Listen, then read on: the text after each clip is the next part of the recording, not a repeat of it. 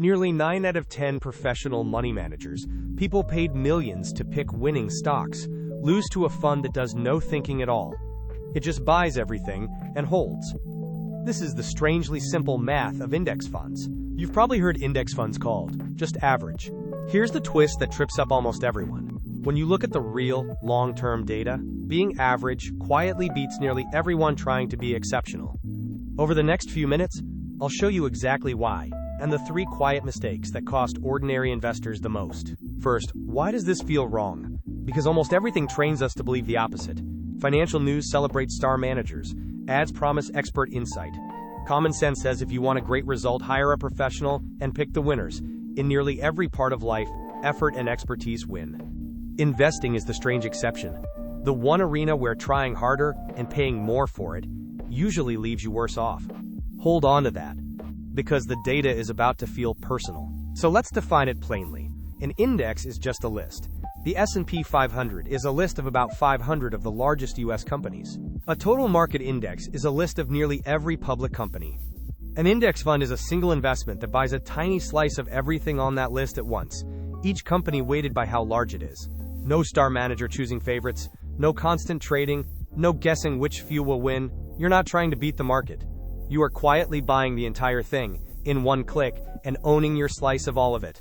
And because nobody's paying analysts to research stocks or traders to jump in and out, an index fund costs almost nothing to run. A typical one charges somewhere around 3 to 14 cents a year on every $100. A traditional actively managed fund often charges 50 cents to $1, more than 10 times as much. That sounds like a rounding error. Keep it in mind, because that tiny gap turns out to be the whole game. Now the number that stops people cold. Standard & Poor's runs a scorecard comparing active funds against the index they're trying to beat. Over the last 15 years, 89.5% of U.S. large-cap funds lost to the plain S&P 500. Over 10 years, about 84%. Read that the other way around. Just matching the index, doing nothing clever at all, would have put you ahead of roughly 6 out of every 7 professionals. Being average wasn't average. It was better than almost all of them. How is that even possible? 2 reasons. First, the market is savagely competitive. Millions of smart, well-funded people are trading every second, so prices already reflect almost everything that's known. Consistently outguessing that crowd is close to impossible. Second, and bigger, cost. Every trade, every salary, every research bill comes out of your returns. So a manager doesn't just have to be right. They have to be right by enough to cover their own fees. Most, over time, simply aren't. Okay, you might think, I'll just buy the index, but I'll be clever about when. Get out before the crashes. Jump back in at the bottom. This is the second mistake, and it's seductive. The problem is that the market's best days tend to cluster right next to its worst ones, often within the same brutal week. Miss just a handful of those best days over a couple of decades, and you can cut your total return roughly in half. Trying to dodge the drops almost always means missing the rebounds.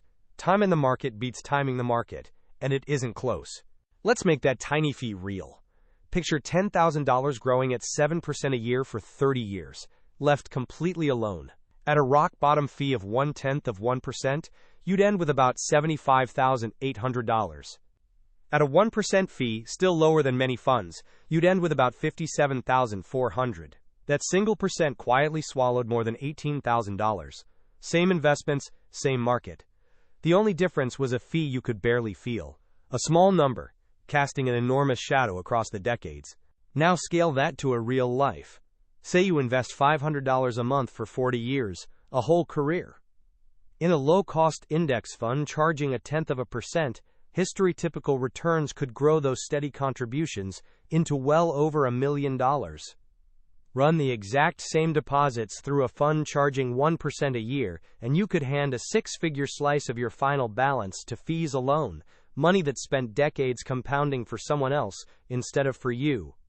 You didn't get worse investments, you just paid a toll, every single year, on the entire growing pile. None of this was obvious once. In 1976, a man named John Bogle launched the first index fund built for ordinary people. Wall Street mocked it. One rival called settling for the average un-American. His idea was radical, precisely because it was lazy. Own the whole market. drive costs to almost nothing, and then mostly do nothing. Decades later, the funds his company runs average around 8 cents a year per $100, and that un-American idea now manages trillions. Even Warren Buffett, the most famous stock picker alive, bet on it. In 2008, he wagered $1 million that a plain S&P 500 index fund would beat a set of hand-picked hedge funds over 10 years, elite managers charging premium fees. The result wasn't close. The index fund returned about 7.1% a year, the hedge funds about 2.2%. The simple, boring option didn't just win. It lapped them. This stopped being a fringe idea a long time ago. Index and passive funds now own roughly a third of the entire U.S. stock market. A big reason is quiet. Retirement plans increasingly drop your paycheck straight into low-cost index or target date funds by default. So if you have a 401k, there's a good chance you already own a piece of this machine, often without ever deciding to. Now the honesty part, because this is where people actually get hurt.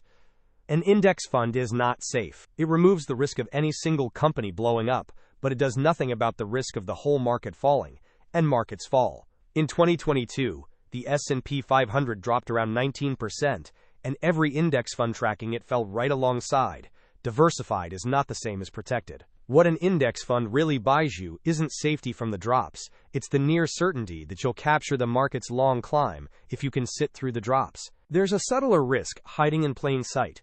Because the index is weighted by company size, the giants quietly dominate it. In 2023, a small group of mega-cap tech stocks, nicknamed the Magnificent Seven, rose about 76%, while the other roughly 493 companies rose far less. The index's 24% gain was mostly them. So your diversified fund can be far more concentrated in a few names than it feels. It's still diversification, just less of it than the label suggests. Which leads to the third mistake: stacking funds and calling it safety. Someone buys an S&P 500 fund, then a total market fund, then a big tech fund, and feels extra diversified. But those overlap almost entirely. You're buying the same handful of giant companies 3 times over, just paying 3 sets of fees to do it.